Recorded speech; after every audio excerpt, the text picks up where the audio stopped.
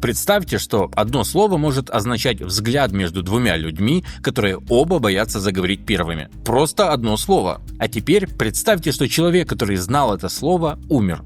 И никто больше не знает, как это сказать. Ни на одном языке мира. Это был яганский, язык народа, который жил на краю света. Они пережили холод, штормы, колонизаторов, Дарвина, даже школу, но не пережили одиночество. В 2022 году умерла Кристина Калдерон. Она была последним человеком, который говорил на яганском свободно. Минус один человек и минус один язык. И это вовсе не уникальный случай. По данным ЮНЕСКО, каждые 2 недели в мире исчезает один язык. Каждые 14 дней мы прощаемся с еще одним способом видеть наш мир чуть-чуть по-другому. Я подошел к этому делу серьезно и посчитал, что если так будет продолжаться на протяжении 275 лет, то на планете не останется ни одного живого языка. Ни слова, ни шепота, только какие-то пыльные архивы. Яганский был особенно красивым. И сейчас я вам расскажу почему. Если вы не уверены где-то, то представьте себе Аргентину.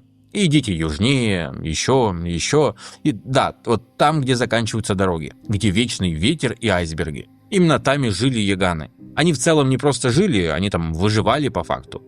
Плавали между островами на каноэ, ловили рыбу, спали у костров, обнимали друг друга, чтобы согреться. И почти не носили одежды. Вот какую фотографию мне удалось найти. А все почему? Потому что у них был супер быстрый метаболизм, толстая кожа и костры прямо в лодках. Европейцы вообще были в шоке. Дарвин приплыл к ним в 1832 году и сначала записал у себя в дневнике: «Это самые низшие формы человеческой расы, которых я когда-либо видел». А потом провел с ними целый день. Увидел, как они читают море, шутят, учат своих детей и делятся едой. И на следующий день он уже написал совсем другое. Мне стыдно, я ошибался. Они люди, просто другие. Хочу добавить, что яганы — это вовсе не про примитивность. Это просто про какой-нибудь другой способ быть. Быть вместе с ветром, с морем, с самим собой, в конце концов. Как-то один из яганов по имени Элли, глядя на Дарвина, спросил: «Почему твое лицо такое мягкое?» И указал на бритую кожу. Спустя полдня Дарвин записал: «Эти люди, которых я сначала считал дикарями, обладают умом, иронией и, похоже, каким-то особенным языком. Я чувствую себя глупым». У них был язык, на котором не было слов для владения или богатства, но были десятки слов для движения ветра и типа волн. И даже их слово для человека вовсе не «хомо», а «яхач», что значит «живое существо, идущее вместе с ветром». Яганский язык – изолят. У него нет родственников, прям вообще. Он был невероятно точным, не в грамматике, а именно в ощущениях.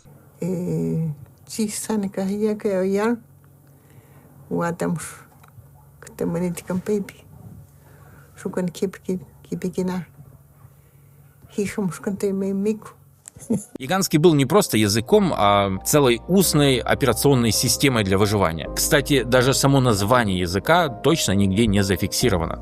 Его называют яганский, яган, яамана, иногда даже текельча по названию племени. Испанцы писали ямана, что значит просто люди, но это не совсем правильно, потому что так называли себя все коренные народы огненной земли. Сами яганы не имели слова яган, для них это был просто язык. Удивительно, но у языка, который знал слово для взгляд, полный молчаливого желания, не было имени для самого себя. В этом языке ты не говоришь «я иду». Ты говоришь «я иду один, против ветра, в лодке, чтобы вытащить гарпун, который я забыл утром». Я бы, наверное, не выговорил. Но если бы я был яганом, я бы сказал «та-на-пу-ку-чин». «Та» – «я», «на» – «идти», «пу» – «против», «ку» – «ветра», «чин» – «добыть еду». Это всего лишь один глагол, но по факту для меня, во всяком случае, это целая энциклопедия. Ямас – это тревожное чувство, что скоро начнется буря. Анас – это встать в лодке, чтобы отпугнуть чайку. А шпата – снег, который можно есть. Я, кстати, даже не задумывался о том, что снег можно есть. Это язык, который помогал ориентироваться, решать и действовать. Давайте рассмотрим еще несколько примеров. Самое популярное слово «мамихлапинатапай». Да, это именно то самое, с чего мы начинали сегодня. Взгляд между двумя людьми, когда оба ждут, что начнет кто-нибудь другой. Налувн – это жидкость, которая остается на губах после питья из ручья. А сулап – это ощущение тепла от тела другого человека, передающееся через воздух в лодке, в которой вы плывете. Такелан – это порыв ветра, который приходит ниоткуда, но предвещает бурю. Вае – это звук, который издает вода, отступающая от берега ночью. Вилона Кутатей – это значит «подпишись», чтобы полноценно погрузиться в удивительный мир языков. Нажали кнопку? Тогда идем дальше. И скажите мне, а в вашем языке есть слово, которое вы не можете объяснить чужому человеку? Если да, то напишите его в комментариях, будет интересно почитать. Те примеры, которые мы с вами рассмотрели, невозможно перевести дословно, то есть слово за слово. А все почему? Потому что это не просто язык, это способ чувствовать, и он утрачен. В 1990-х годах лингвист, работавший с Кристиной Калдерон, признался, если бы яганский был чуть примитивнее, он бы, вполне возможно, выжил, но он был слишком точным. Люди уставали его понимать. Это как будто бы говорить поэзии каждый день, круглосуточно. Заметался пожар голубой, позабылись родимые дали. Представьте человека, который в современном мире разговаривал бы так. Я знаю только одно место, где это приветствуется, и оно с оранжевыми стенами.